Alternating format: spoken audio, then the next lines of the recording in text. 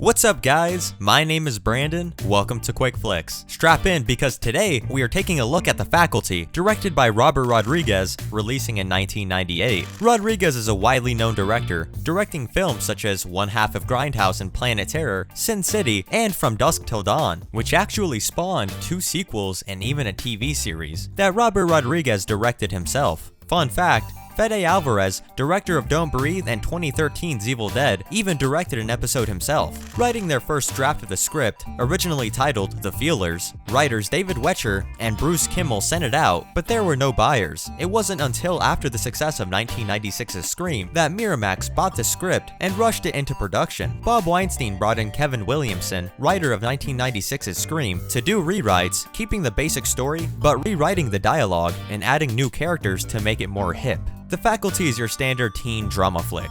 Oh yeah, one detail I forgot to mention. There's an alien parasite attempting to annex Earth by first taking over a small town high school. This film has a ton of foreshadowing, which is another reason I love it. Although I can't really note them throughout the video, as it would spoil almost the entire movie. With a load of stars and film debuts, this is definitely a fun watch. So let's stop wasting time and get into the movie.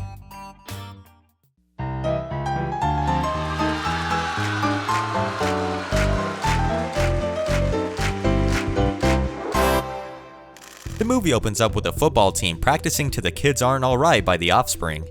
This just screams the 90s. Also screaming is Coach Willis, who isn't too thrilled by his team's performance in preparation for the biggest game of the season this coming Friday night. Coach Willis is played by Robert Patrick, who is widely known for his role as the T-1000 in Terminator 2. After throwing a temper tantrum on his star player, Stan, he causes some damage and assaults a malfunctioning sprinkler. He turns around to see a mysterious person, questioning what they need. We cut to the principal of the school, Mrs. Drake, telling her fellow teachers they don't have the necessary funding for extras they'd like to get their students, such as new computers, field trips, or musicals. Although, the football team will get whatever they like since they pull in a large crowd every Friday night. The meeting ends, and they all leave until Principal Drake realizes that she left her keys inside the school. Annoyed, she heads back in to grab them off her desk, only to turn around and get startled by Coach Willis. He starts harassing her a bit, saying some inappropriate remarks, and blocking her path to leave. He requests a pencil, Principal Drake giving it to him in hopes that he'll just leave. But he has other plans and jabs that thing right through her hand. She punches him in the face with her keys, dropping them in the process and running to the front door, only to find that it's locked. She tries the storage room window, but Coach Willis comes running in to attack. But Drake breaks a glass jar on his head and pushes him away. She runs back through the halls to see Mrs. Olsen knocking on the door. Drake slams against it, asking for help, but Olsen doesn't have her keys, nor does Drake, as she dropped them in the office. She heads back, getting them successfully. However, Mrs. Olsen starts screaming as Coach Willis is back up on his feet in the halls. Principal Drake rushes to unlock the door as he starts sprinting at her, which is almost a mirror scene of the T-1000 sprinting after John Connor in the hallway in Terminator 2. Luckily for Drake, she unlocks the door and slams it closed on him just in time. She then turns around to see Mrs. Olsen eerily staring at her, then stabbing her with a pair of scissors.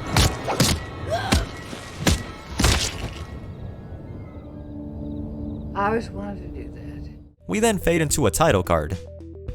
The next day at Harrington High, we get an introduction of our main characters. First one being Zeke, played by Josh Hartnett, a rebel drug-dealing flunker who puts his smarts toward the wrong things. Fun fact, this is Josh Hartnett's first movie. Director Robert Rodriguez told Hartnett that he could be in The Faculty as long as he was also in Halloween H2O. Hartnett agreed and acted in both films simultaneously, although H2O came out first. We then meet Casey, the nerd, played by Elijah Wood, who is widely known for his role as Frodo in Peter Jackson's Lord of the Rings trilogy. Passing by Casey is Outcast Stokely, also known as Stokes, played by Clea Duvall. Duvall starred in Takashi Shimizu's The Grudge, which I really hope I'm pronouncing his name correctly, and I apologize if I'm not. While walking and watching a fender bender brawl in the street, she runs into the star of the football team, Stan, played by Sean Hattasey. Hattasey has made appearances in titles such as Animal Kingdom and Fear the Walking Dead. Stan runs to his preppy news lady, Delilah. Delilah is played by another film debuter, Jordana Brewster. Brewster is known for her work in the Fast and Furious movies, 2006's Texas Chainsaw Massacre, and more recently, The Unholy. We then meet the newest girl on campus, Mary Beth, who is played by Laura Harris, who was actually in one episode of the It miniseries back in 1990. After our introduction of the main crew, we follow Mr. Tate into the teacher's lounge, where Nurse Harper, played by Selma Hayek, is wrapping up Mr. Knowles' wound from a projector. Selma was actually in Director Rodriguez's From Dusk Till Dawn. We also meet the remaining staff, and the shy and nervous Mrs. Burke, the older Mrs. Brummel, and the cool hip teacher Mr. Furlong, who is played by another big name in Jon Stewart. Furlong is checking up on the sick nurse Harper, who should probably hydrate herself, but don't risk water poisoning though, like Coach Willis over there, who is just chugging cones of water. He notices Mrs. Olsen walks in, who gives him an eerie smile. We then go through the main crew's day, with Zeke being the class clown and making the shy Mrs. Burke feel uncomfortable, Stan telling Delilah that he wants to quit football and focus on his academics, Mary Beth introducing herself to Stokes, and finally, good old Casey walking the football field, finding an interesting parasitic creature, only to get confronted by Coach Willis, who scares him off. Casey takes the creature to Furlong, who is baffled by the thing. He believes Casey discovered a new species. They quickly find out it's an amphibian, and throw it in an aquarium. Furlong tries rubbing it, but the creature replicates, then proceeding to pull out its gnarly teeth and bite him. God damn it!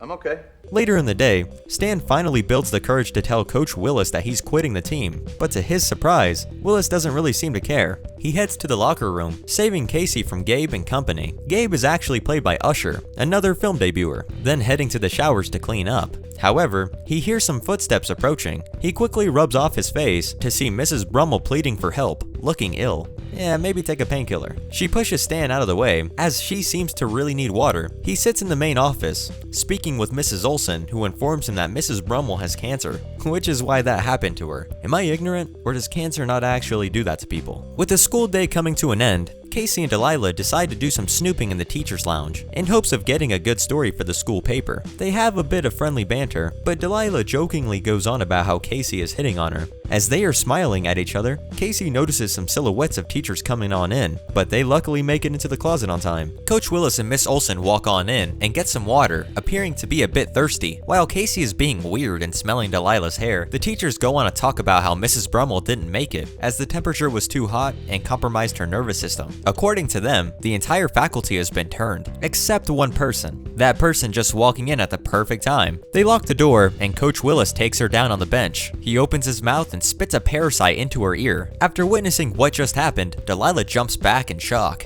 knocking down Mrs. Brummel's corpse. This makes enough noise to pique the interest of Coach Willis and Mrs. Olsen, who go to open the door, but Casey ain't having this and jabs him with a broom. The two sprint out to the hallway, running into Principal Drake and Mr. Tate in the process, but they quickly realize these two are messed up in the head as well. The two leave the school, but hours later, Casey comes back to the school with his parents and two police officers, leading to a little investigation at the school. Principal Drake convinces the police that everything is okay, saying Nurse Harper is fine, and it was supposedly a dummy doll, known as Resuscitation Annie, that fell on them in the closet, not Mrs. Brummel. In that case, where is Mrs. Brummel's body? Would the police not question where her corpse is? I'm assuming the turned staff didn't let the police know that she died in the first place, so this would be news to them, which would be a little suspicious.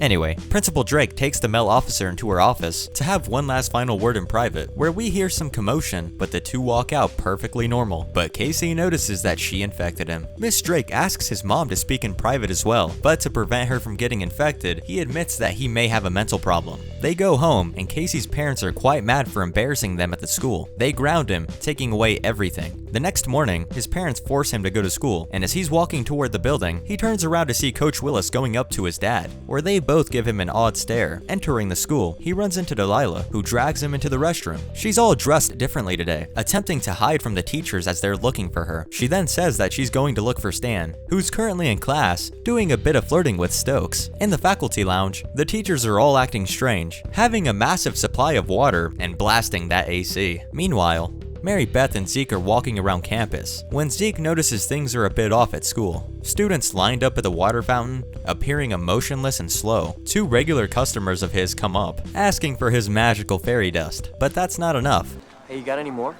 Sure, man. Really? Why don't you give us all you got?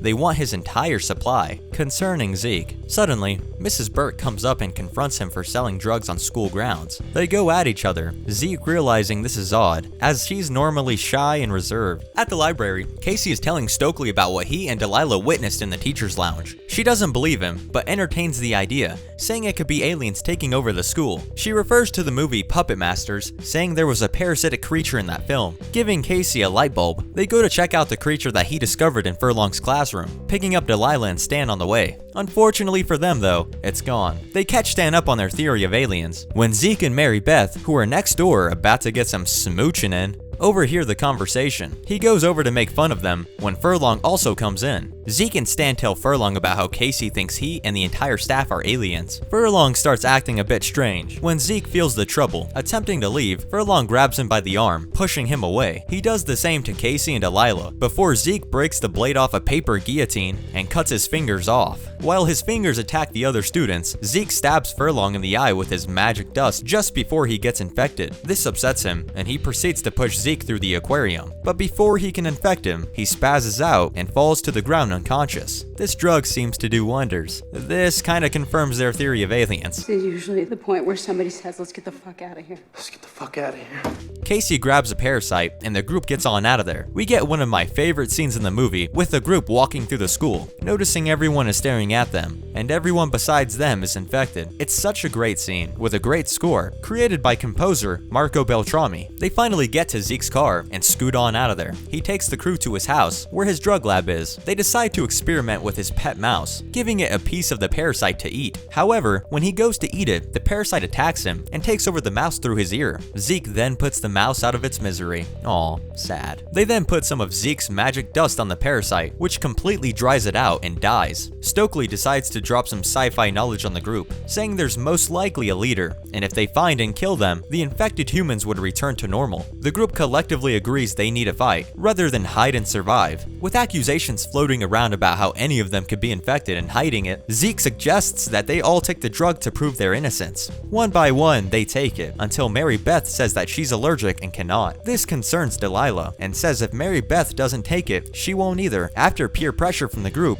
they both agree. Delilah freaks out though, and reveals herself as an alien. They get ready to shoot her with Zeke's cult detective special, but she escapes before they can. The group immediately heads to the school to look for the supposed king or queen, as everyone in town is there for the football game. This is actually a really cool scene. The football players roughing up the opposing team and sneakily infecting them one by one, while Coach Willis stands on the sidelines, happy AF, as another Brick in the Wall by Pink Floyd plays. It's a pretty fun sequence. Stokes and Stan gaze at the crowd and come to the conclusion that the queen must be Principal Drake. They head to the school, meeting up with the others. When Principal Drake shows up, they demand she snort the drugs to prove her innocence. When she refuses, Zeke straight up puts a bullet in her head. They think they may have made a mistake for a moment, until she comes back all alien-like. Mary Beth takes the opportunity and throws the magic dust on her, and pouring the rest out to ensure her death. This dries Drake up, and she dies. Stan then plays hero, and decides to go out to see if everyone has returned to normal. Zeke gives him one of 2 remaining scat pens, just in case, and Stan heads out, but not before he gets a good ol' smooch from Stokes. He then runs out into the rain, and finds Coach Willis, along with the team standing in alien form, enjoying the water since that's what they thrive off of. Stan immediately heads back to the school, pleading to be let in. They don't trust him though, and since he lost the scat pen that Zeke gave him, they rolled their last one under the door for him to use, but he dumps it out, angering the group. He tries sweet-talking Stokes to open the door, but to no avail. The group sits down, planning their next move, when Zeke remembers that he still has a few scat pens in his car, just outside in the parking lot. He and Casey go out when they run into the football team, Casey being a decoy, distracting them, while Zeke runs to his car and grabs the scat. But unfortunately for him, Miss Burke shows up,